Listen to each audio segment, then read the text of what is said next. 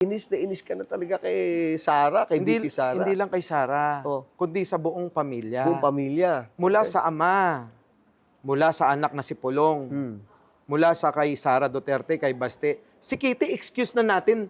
Masaya na sa apo ni Chabit yun eh. Excuse na natin yun, di ba? Excuse na, okay. Oo. Masaya na sa apo ni Chabit yun. So yung mga dahil galing yung kiti-kiti, di ba? Eto tignan mo naman. Paano ka naman hindi maiinis? Ah. Si Pulong, kita mo naman, mahilig sa pokpok. Okay. Di ba? Okay, oh, Si okay. Pulong, nakita mo, ayan, nagkalat ang video. Oh. Mukhang hindi yata nasarapan dun sa binigay na booking. Muntik saksakin yung, yung Oh, yeah, bugaw. napanood ko rin yan. O, di ba? Napanood ko. Si Sara Duterte. Hindi nga natin alam kung nagsasama pang mag-asawa sila Mans eh. Di ba? Hindi natin alam yon. Kaya nga dapat liwanagin din ni BP Sara yan. Pero magkasama pa rin na yata yung fans nila. Yung pondo na lang Yung pondo siguro. na. Sige. Di ba? Pera-pera na lang ba?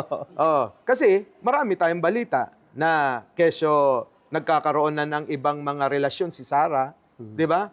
Dapat liwanagin niya para malaman ng taong bayan kung ano ba talaga. Kaya lang sabi nga sa flip top, gusto mo bang paniwalaan yung tao na hindi nagpapaliwanag?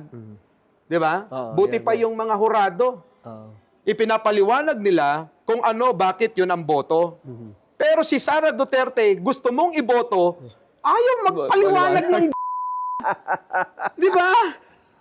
Saan mo dinala yung mga pera na hinahanap ng taong bayan?